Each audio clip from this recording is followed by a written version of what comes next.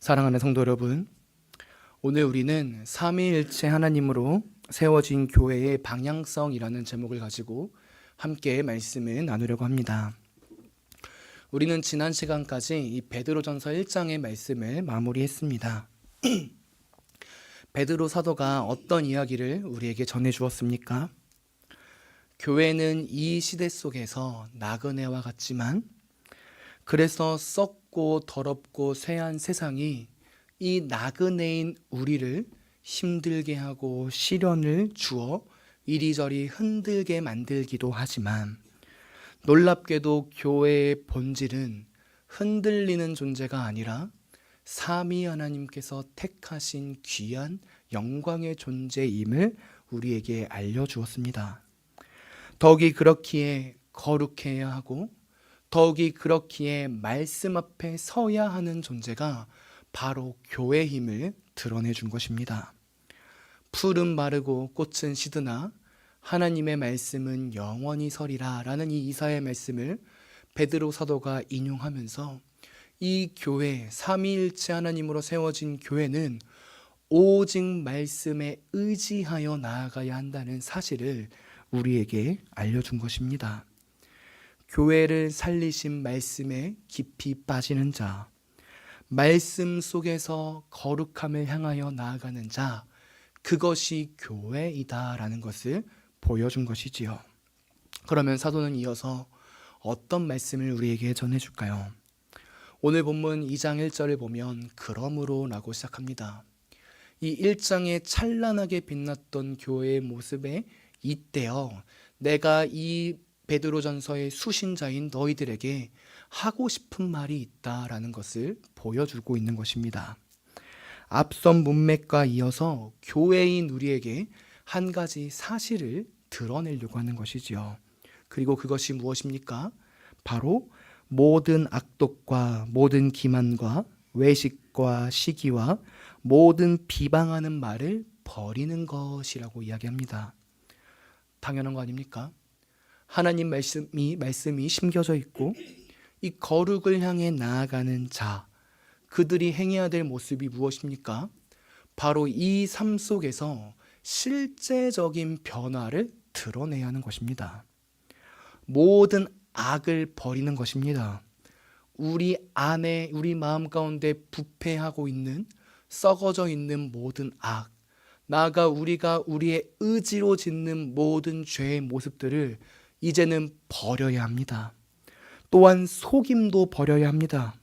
나의 이익을 위해서 누군가를 속이는 행위, 내가 높아지기 위해서 누군가를 낮게 여기는 이 모습들은 다 버려야 하는 것입니다.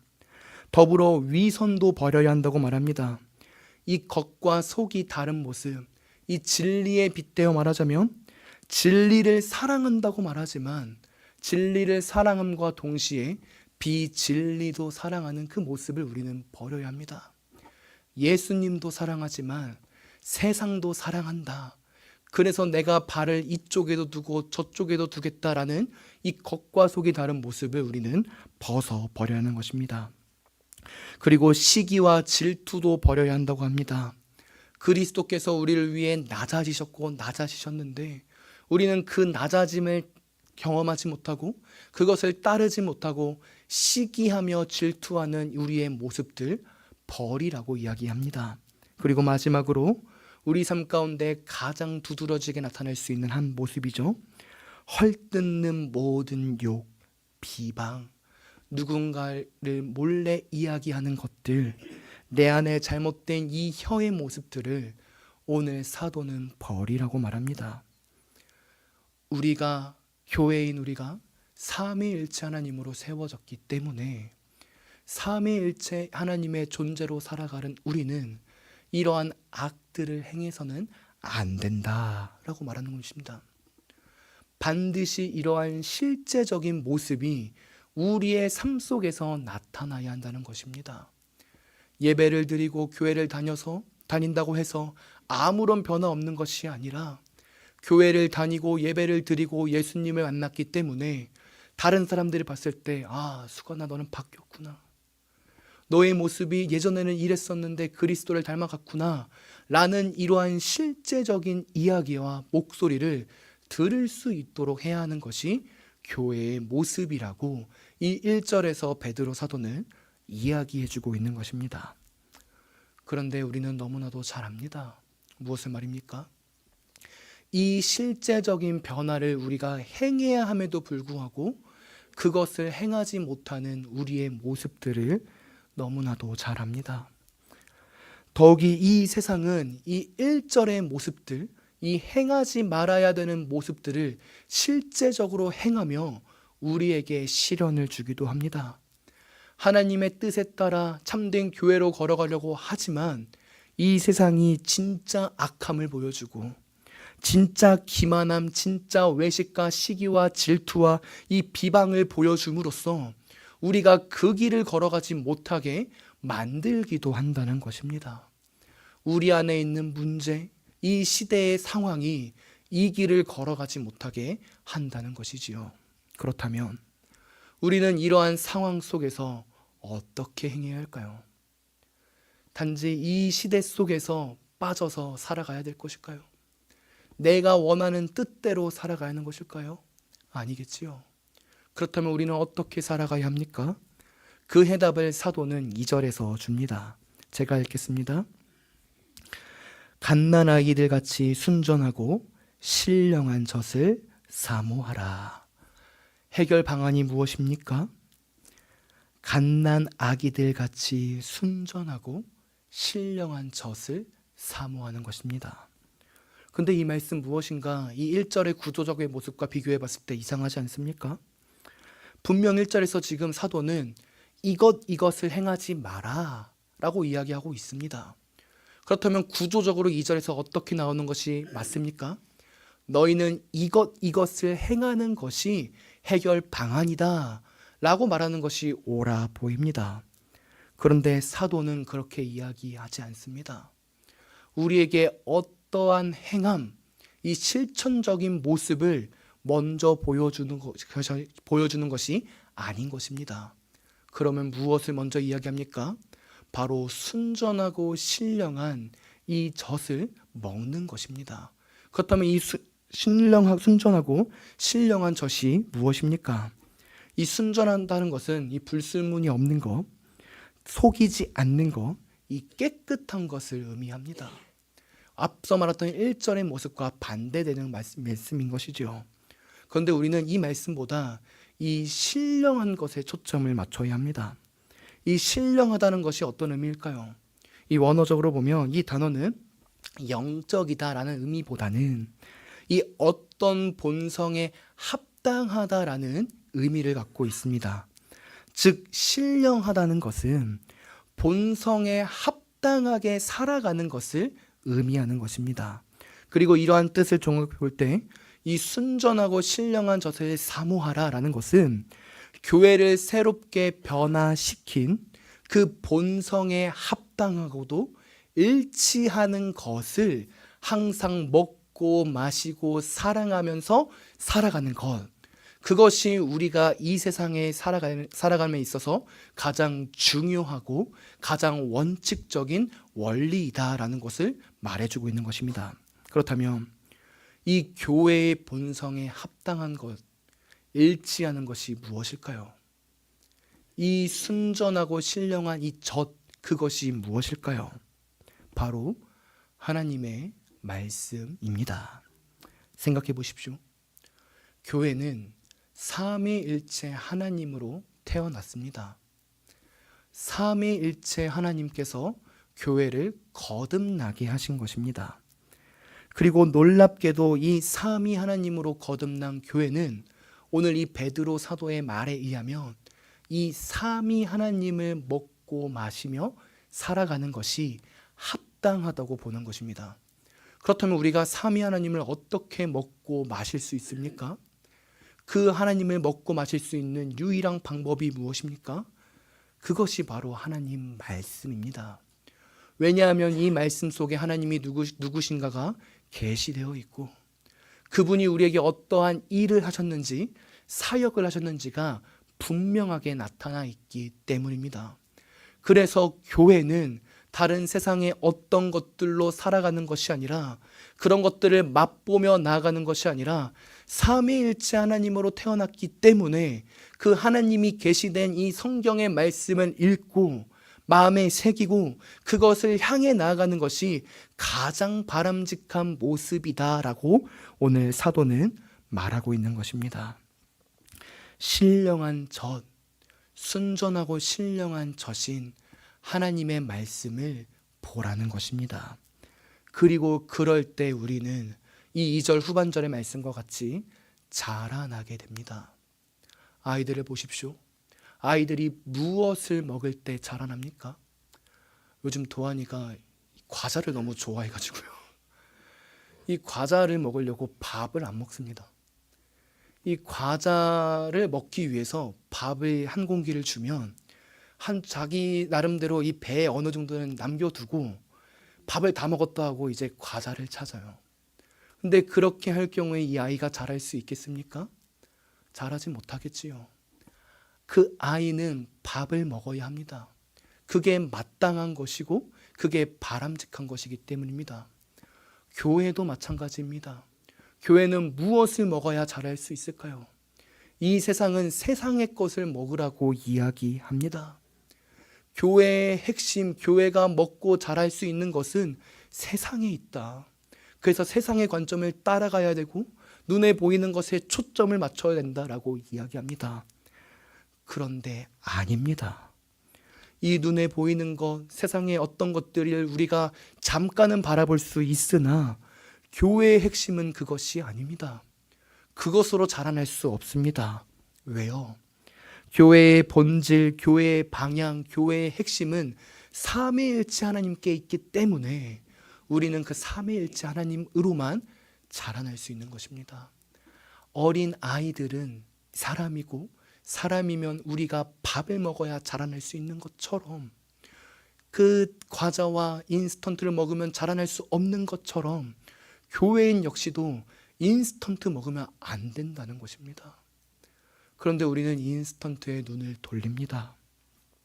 그 인스턴트가 쉽고 빠르고 그것을 먹으면 우리가 배가 부를 것이라고 믿기 때문에 그것을 향해 나아갑니다.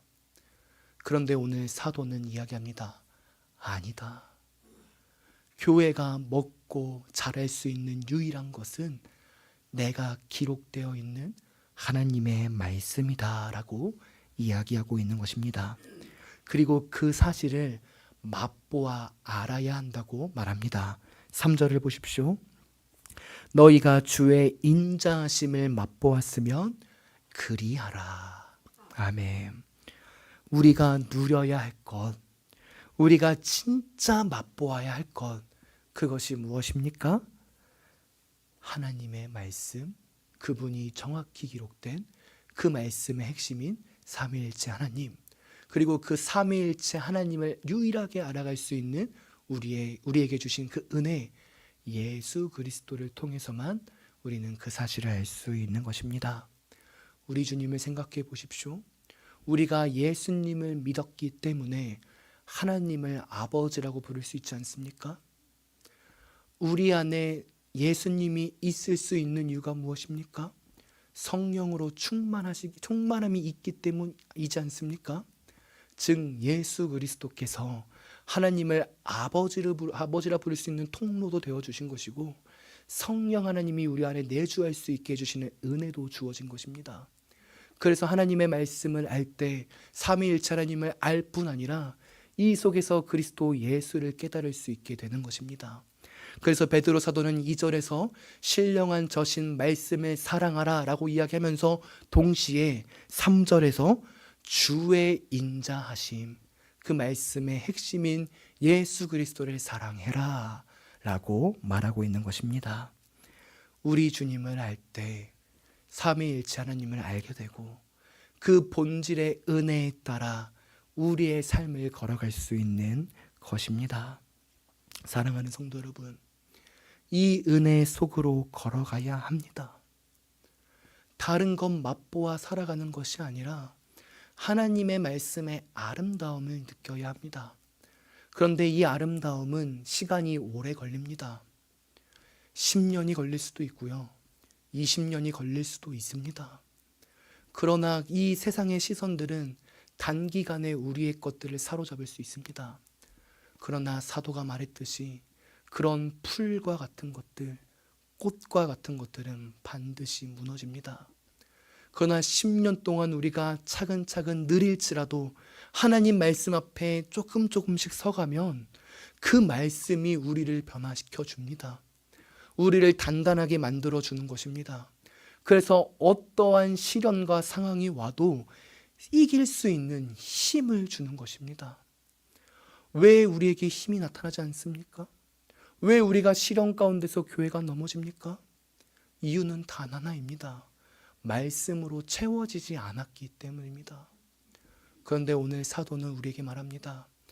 교회의 본질은 삼위일체 하나님이고 그 본질된 교회는 삼위일체 하나님으로 나아가는 것이 맞다. 그 삶으로 나아갈 때 너희는 담대하게 나아갈 수 있고 너희의 마음은 채워질 수 있고 그 은혜로 너희는 승리할 수 있다 라고 오늘 말씀 속에서 전해주는 것입니다. 그리고 이러한 사실들을 베드로 사도는 계속해서 이야기합니다. 4절을 보십시오. 사람에게는 버림바가 되었으나 하나님께는 택하심을 입은 보배로운 산돌이신 예수께 나아가. 교회가 나아가야 할 곳이 어디라고 말합니까? 보배로운 산돌이신 예수 그리스도이라고 말합니다. 세상의 프로그램, 세상의 관점, 세상의 시선이 아니라 우리 주 예수 그리스도께 초점을 두어야 한다는 것입니다. 당연하고도 합당하고도 마땅한 이야기인 것입니다. 계속해서 우리는 오늘 본문을 통해 이 교회의 정의에 대해서도 알 수 있는데요. 성도 여러분, 교회가 무엇입니까? 교회는 건물이 아닙니다. 건물은 예배당입니다. 예배드리는 처소인 것입니다. 그렇다면 교회는 무엇일까요? 이 5절의 말씀과 같이 산돌이신 예수 그리스도로 말미암아 세워진 신령한 집이 교회입니다. 즉 교회란 건물이 아니라 그리스도를 믿는 자들의 모임이 교회인 것입니다. 이 그리스도라는 이 살아있는 돌을 기초로 하여 세워진 건물, 그것이 바로 성도의 모임이지 않습니까? 그것이 교회라는 사실을 보여주고 있습니다. 건물을 보십시오. 우리도 지금 건축 중에 있는데요. 이 건축 가운데 쓰여진 돌이 살아있습니까?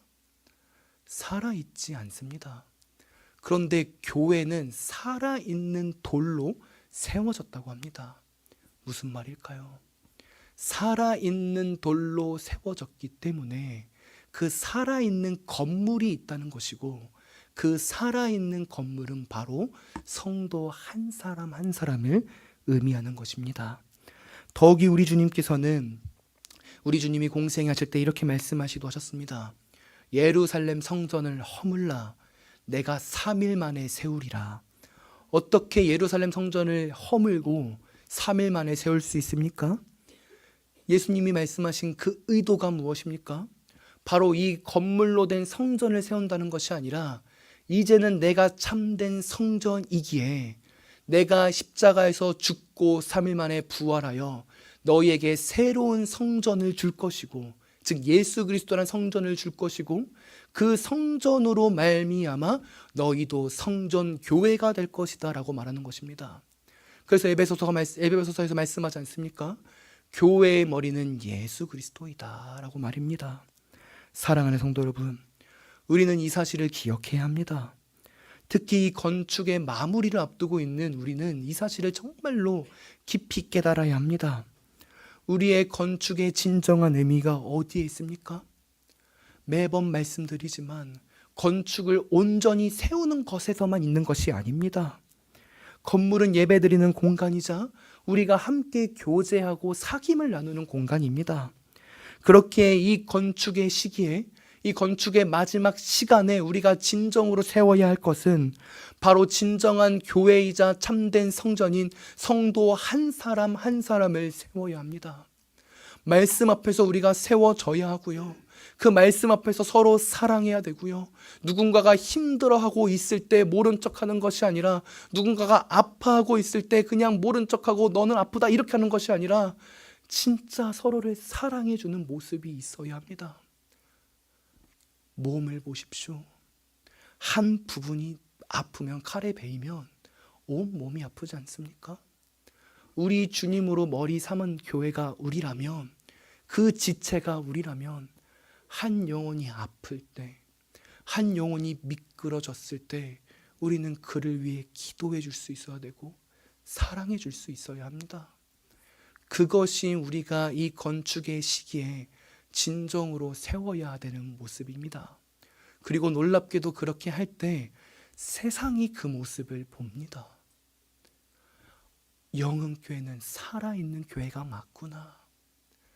진짜 참 교회가 맞구나.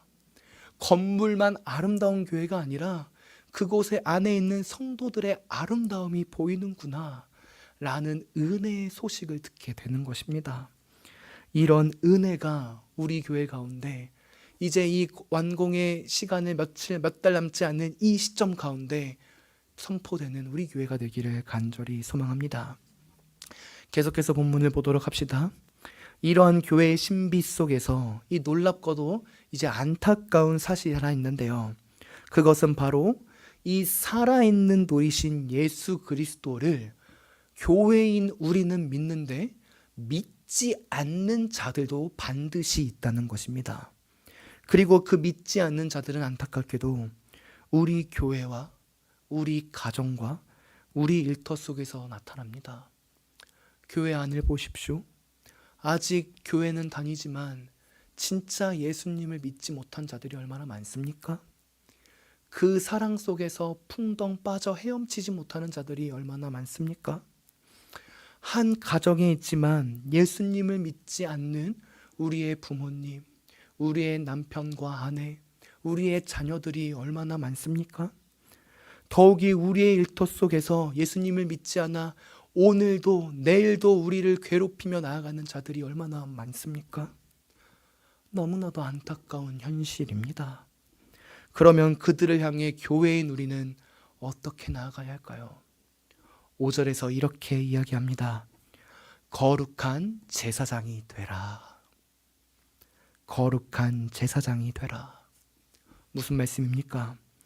제사장이 이스라엘 백성들을 하나님 앞으로 데려갔던 것처럼 이제 그리스도를 통하여서 교회된 너희들, 살아있는 예수 그리스도를 먼저 맛본 너희들이 제사장이 되어서 그들을 주님께로 데려오라는 것입니다. 대제사장과 제사장이 이스라엘 백성들의 죄를 짊어지고 하나님 앞에 나아갔던 것처럼 그 모습을 이제 우리가 행해야 한다는 것입니다. 그러나 그럼에도 불구하고 이 세상의 사람들은 그러한 우리의 모습과 우리의 시선을 깨닫지 못하게 될 수도 있습니다. 여전히 예수님을 믿지 않고 우리가 복음을 전해도 여전히 그 은혜 가운데 있을 수도 있지 못할 때도 있습니다. 6절에서 8절을 보십시오. 보배로운 모퉁이돌을 믿는 자도 있지만 믿지 않는 자들도 있다고 합니다. 또한 우리 주님이 부딪히는 돌과 걸려 넘어지는 바위가 되신다고도 이야기합니다. 끝까지 믿지 않는 자들도 있는 것입니다. 그러면 그들이 어떻게 됩니까? 결국 우리 주님의 심판 가운데 넘어지게 된다는 것입니다. 우리 주님을 끝까지 믿지 않을 때 우리 주님이 부딪히는 돌이 되고 걸려 넘어지게 되는 돌이 되어 그들을 심판하신다는 것입니다. 성도 여러분, 이 소식을 우리가 기억해야 합니다. 그래서 두 가지 마음을 가져야 합니다. 첫째는 심판당할 수도 있으니 계속해서 복음을 전해야 합니다. 우리 교회 안에 있는 자들, 우리 가정 안에 있는 자들, 우리 일터 속에 있는 자들 불쌍히 여기며 그들에게 복음을 전해야 하는 것입니다. 나아가 두 번째로 그런 자들이 우리에게 시련과 환난을 줄 때 슬퍼하지 말고 좌절하지 말아야 합니다. 그들이 그 모습을 끝까지 유지하여 우리에게 고난을 준다 할지라도 반드시 우리 주님께서 그들을 향해 의로움을 펼치시기 때문입니다. 그러니 이 세상 속에서 좌절하지 마십시오. 그들이 우리에게 시련을 준다 할지라도, 세상이 우리에게 고난을 준다 할지라도 그것에 울부짖지 마십시오. 하나님이 마땅한 때에 그들을 심판하셔서 그분의 의로움을 드러내실 것입니다. 그렇다면 마지막으로 사도는 9절과 10절에서 우리에게 무엇을 이야기할까요?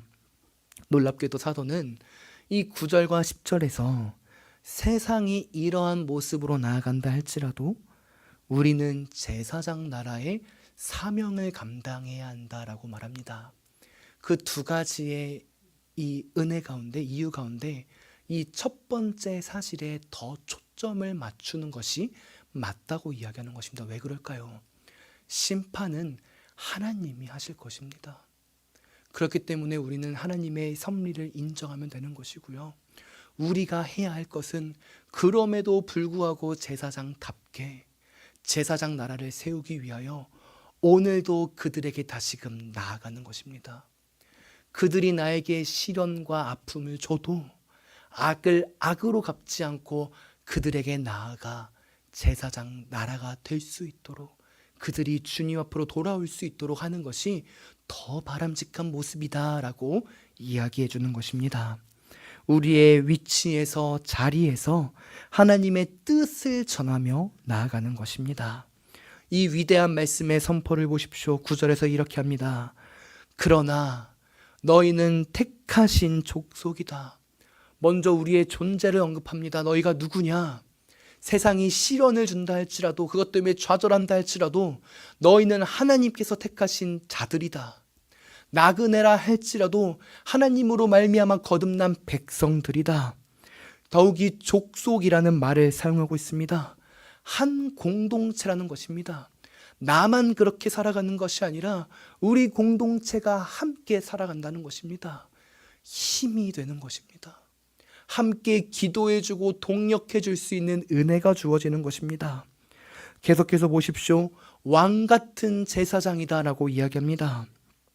이 왕같은 제사장을 원어로 보면 이 제사장 나라라는 뜻입니다. 이 베드로전서에서 이 왕이라는 개념은 희미합니다. 잘 나타나지 않습니다. 그래서 오늘 이 왕같은 제사장이라는 이 단어를, 이 말씀을 우리가 이해할 때 이 왕과 제사장의 사역을 같이 감당한다라고 보기보다는 이 왕이 나라를 통치하는 것처럼 하나님께서 교회에게 주신 이 세상 속에서 교회가 제사장처럼 이 하나님 나라를 만들어 가야 한다고 보는 것이 합당합니다.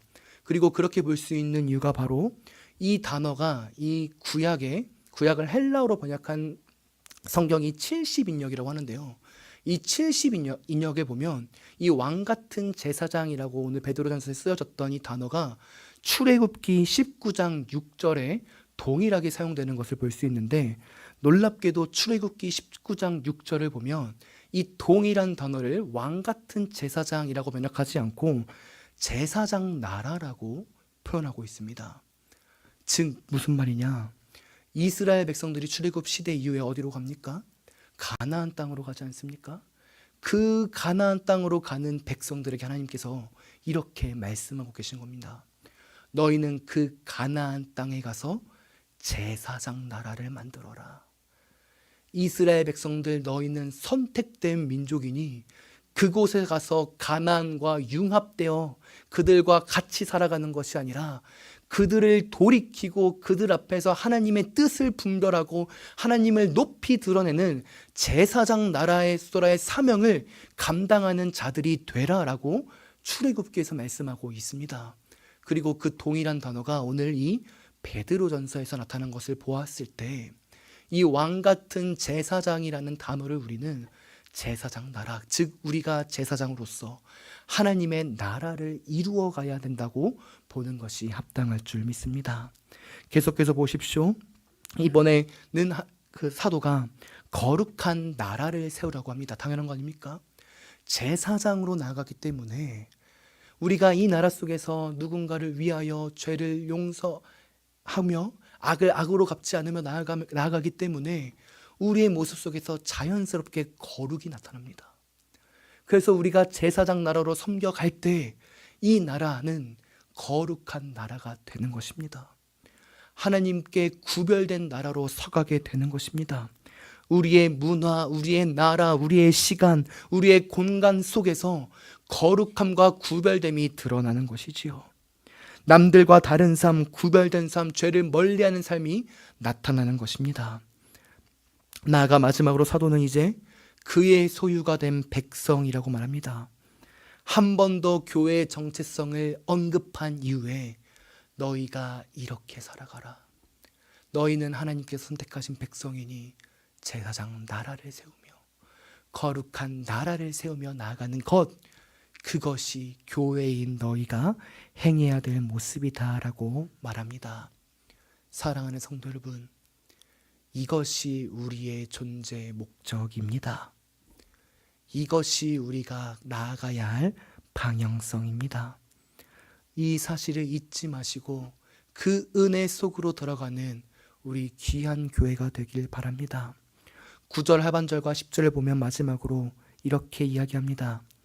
그의 기이한 빛에 들어가게 하신 이의 아름다운 덕을 선포하게 하려 하심이라. 선포하게 하라. 제사장 나라로서 거룩한 나라를 만들면서 하나님을 드러내는 선포자, 그리하여서 덕을 드러내고 긍휼을 드러내는 놀라운 교회의 사명을 갖고 살아가는 자, 그것이 삼위일체 하나님의 본질로 세워진 교회인 우리가 걸어가야 할 길입니다. 이제 말씀을 마무리하겠습니다. 우리는 삼위일체 하나님께서 세우신 거룩한 교회입니다. 이 은혜를 먼저 아십시오. 이 은혜를 알아야지만 우리가 어떤 상황 속에서도 교회답게 살아갈 수 있습니다. 나아가 이제 이 은혜를 알았다면 이제 그 은혜에 맞추어 거룩한 나라를 드러내며 이 세상 속에서 거룩을 드러내며 구별된 자로 살아가십시오. 악을 악으로 갚지 마십시오. 세상이 따르는 방식대로 살아가지 마십시오. 하나님 말씀을 날마다 근거로 하며 그 말씀을 사랑하며 가십시오. 그것이 우리 교회가 걸어가야 할 길이고, 그것이 우리 교회 건축 가운데 우리가 가장 먼저 비추어야 할 빛이고, 그렇게 살아가는 것이 참된 성도입니다. 그런 은혜가 우리 교회 가운데, 우리 성도님들 가운데 간절히 나타나기를 소망합니다.